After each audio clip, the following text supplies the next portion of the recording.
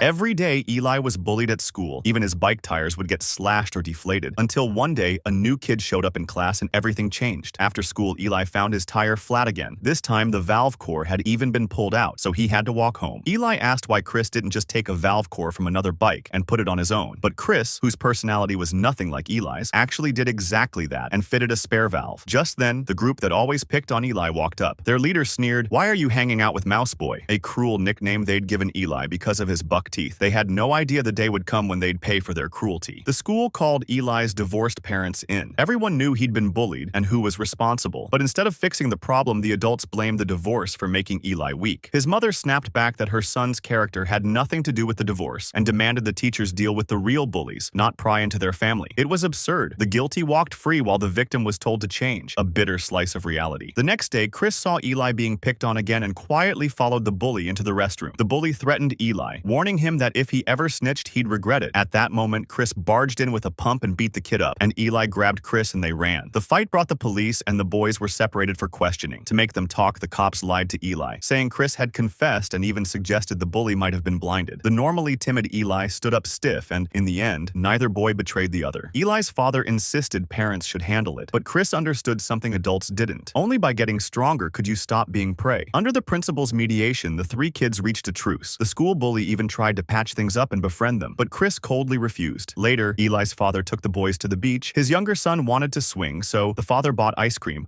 only to turn around and see his little boy fighting another kid over the swing. He tried to calm things, but the other kid's father grabbed Eli's son, and when Eli's father stepped in to explain, the man punched him. He didn't fight back. He swallowed his pride and walked away with the kids. Chris thought they should call the police, but his own father didn't want more trouble. Back home, that father's bottled-up anger finally broke. He stripped off his clothes and jumped into the river by their house. Bullying isn't limited to kids. Adults get bullied too. But patience isn't the same as weakness. Not long after, Eli and Chris spotted the man who'd hit Eli's father, secretly noted his workplace address, and Eli gave it to his dad, hoping he'd do something. His father refused to seek revenge, saying, "He's a jerk. If I beat him up, I'd be a jerk too." After sending his son away, the father sat alone and thought, and ultimately decided to go confront the man who had struck him.